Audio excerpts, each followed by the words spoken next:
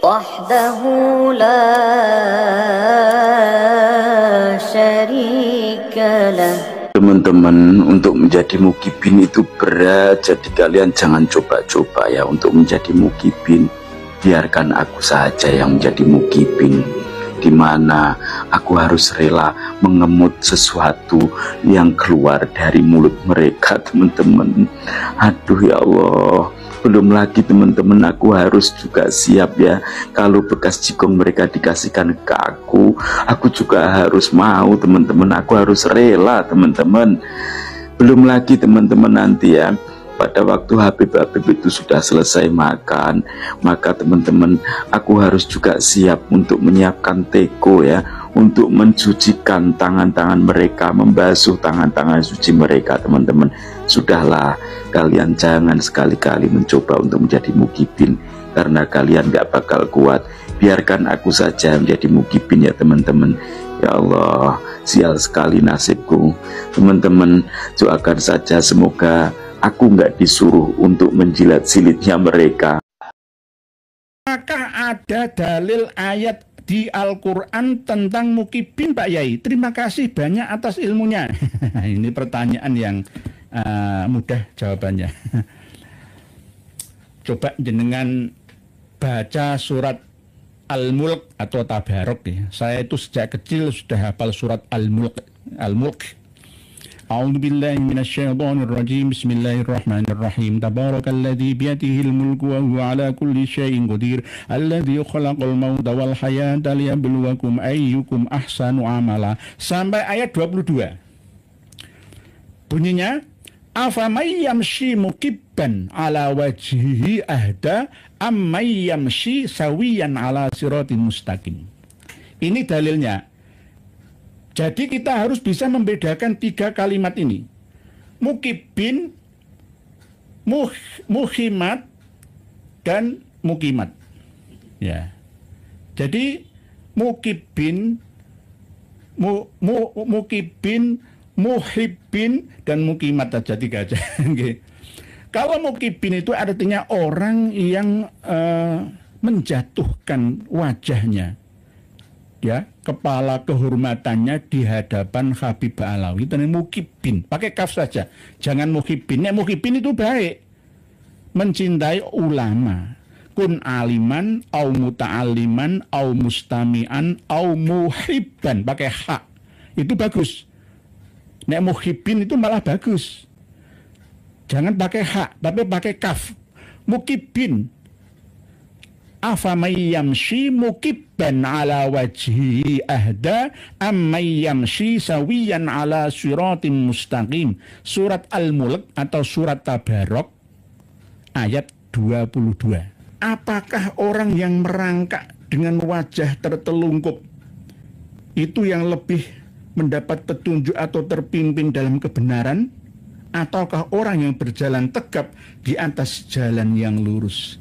Jadi kalau muhibbin atau muhimmad, muhibbin Kanjeng Nabi Muhammad, atau muhibbin iman, ya itu nggak apa-apa, itu siratin mustaqim, sawiyan ala siratin mustaqim, yamshi sawiyan ala siratin mustaqim. Tetapi kalau muhibbin itu mukibban ala wajhihi, nyium kaki Habib, ya, bekas makanan Habib dilelang, dibeli mahal, semua tunduk, takluk, tanpa bentuk, ya, pasrah total kepada Habib. Itu berarti mukibban ala wajhi. Jadi dalilnya itu, ya, berarti maaf, nanti masalah tafsirnya dengan cari sendiri di tafsir Jalalain, di tafsir Al-Munir, di tafsir Al-Mikbas, di tafsir Al-Azhar, di tafsir Ibnu Katsir, semana pun jenengan cari. Nggih. Nggih. Jadi begitu nggih. Afamay yamshi mukibban ala wajhihi ahda amay yamshi sawiyan ala siratal mustaqim. Pendapat Caimin tentang Habib Ba'alawi di PMII cocok Yai? Nggih, siap. Mugi-mugi mawon. Semoga saja nggih Gus Muhaimin Iskandar ini mendukung kebenaran dalam membela bangsa dan negara. Sudah saya sampaikan di depan tadi bahwa Pak Prabowo itu sudah minta ke kita untuk mempelajari ya selama ini ya staf kepresidenan ya kawan-kawan itu menyimak ya apa yang disampaikan oleh Kiai Imad, Gus Abbas, Kiai Haji Marzuki Mustamar, semuanya, Pak Yai Joko Samad, termasuk Kiai Raden Syarif Rahmat, Gus Haji Zazuli, sudah banyak. Jadi intel itu sudah menginteli kita, mengawasi kita. Jadi apa kita ini terafiliasi dengan partai politik mana enggak? Partai cinta Indonesia, cinta agama. Bu Zainzita, Assalamualaikum ya, waalaikumsalam. Apakah tempat paling buruk di Hadramaut yang disebutkan tersebut berpengaruh terhadap atau pengaruhnya terhadap adanya orang-orang yang berperangai sangat buruk di Hadramaut yang sifatnya bahkan mirip Dajjal? Ada, Bu Zainzita. Manusia yang sudah meninggal dunia itu berada di dimensi yang berbeda. Kadang menunggunya lama, kadang menunggunya cepat. Kalau menunggu sampai habisnya alam dunia kita, maka tidak adil namanya. Orang yang hidup pada zaman sebelum Nabi Adam dan zaman setelah Nabi Adam. Ambillah waktu 7.000 tahun yang lalu, kok masih belum dibangkit-bangkitkan lagi, itulah ya nggak adil. Ya, Allah Ta'ala nanti nggak sesuai dengan kausalitas sunnatullahnya gitu. Jadi ada yang sudah dibangkitkan masuk ke dalam jiwa-jiwa manusia baru yang memiliki mental yang rusak atau merusak, dol wa adol, sesat dan menyesatkan. Karena itu bentuk daripada arwah-arwah yang penasaran, arwah-arwah yang berperangai sangat buruk itu tadi. Menipu, mengatasnamakan agama, bahkan yang dibahas Tuan Guru Gus Aziz Zazuli itu membahas tentang bait-baitnya Habib Abu Bakar bin Salim yang pernah kami sampaikan dalam postingan ya. Itu kan, saya adalah kursi dan sayalah yang membangun langit dan bumi. Nah ini kan termasuk waki berdekaro ini menyayangi Allah walaupun berbentuk siiran. Itulah sejak dulu orang-orang Hadramaut, orang-orang Yaman itu perang opini antar suku, saling mengunggulkan satu sama lain dan merendahkan satu. Siapa yang menang propagandanya sejak dulu. Jadi jangan heran kalau Yaman Selatan dan Utara sulit digabungkan. Toh bisa dipaksakan, tapi tetap akan ada peperangan karena ada kepentingan-kepentingan.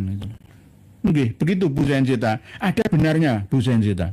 Ada benarnya. Apa yang panjenengan pikirkan, ini ada benarnya. Oke. Pak Revangga, Waalaikumsalam. Apakah Mbak Alawi ini rungkat karena kualat dengan Ibnu Hajar? Karena selalu menjual nama beliau. Matur suwun. Bisa juga Pak Revangga.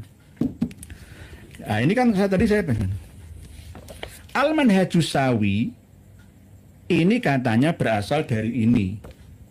Berasal dari sahabatnya Imam Ibnu Hajar ini. Sudah dijelaskan oleh beliau Kiai Jimaduddin Utsman.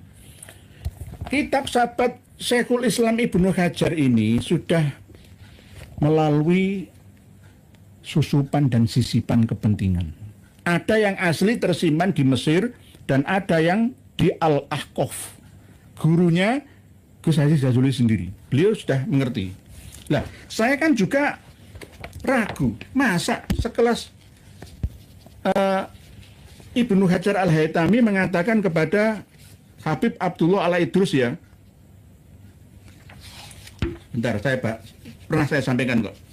Innahu syekhul jinni wal insi wal malaikati. Jadi Habib gurunya yang memberi ijazah Burqah itu, gurunya Imam Ibnu Hajar Al-Haytami itu adalah gurunya jin dan manusia dan gurunya malaikat. Coba bayangkan. Nah, gurunya jin dan manusia masih bisa diterima. Nah, ini tercantum di dalam kitab sahabat Ibnu Hajar. Mablagul Arab fi Fakhril Arab itu kitab nasab asli karya Ibnu Hajar Al-Haytami Al-Makki Asy-Syafi'i As-Sunni. Tidak ada yang menyebut Ba'alawi. Terus yang ini itu hanya mencantumkan seperti apa yang disampaikan oleh Imam As-Sakhawi, bahwa hanya tabarukan saja, ya tidak niat lainnya. Jadi jangan difahami berbeda. Jadi yang aneh dan nyeleneh di sini itu bahwa sesungguhnya Habib Abdullah Al-Idrus ya, yang menjadi gurunya tapi nggak pernah ketemu, ya. Itu innahu syekhul jinni wal insi wal malaikati. Ini loh, kok iso? Ya kok iso? Ini meragukan. Jadi bisa kuala dengan Ibnu Hajar. Jadi kurang ajar sama Imam Ibnu Hajar. Ya sebegitulah. Bagi kita yang tidak memiliki data kitabnya, ya maka kita tidak bisa membantahnya. Ini loh, At-Tasi'ah, Sanatul Imam Abu Bakar al-Idrus al-Adni fi lubsil khirqati ini. Li aidon, bagiku lagi, fi lubsil khirqah tariqatun ukhra fi ghayatil fakhomah. Wa dzalika li annaha anil qutbil kabir wal alamis syahir as-sayyid Asy-Syarif Al-Hasib An-Nasib Al-Imam Abu Bakar Al-Idrus alladzi qila fi tarjamatihi innahu syekhul jinni wal insi wal malaikati.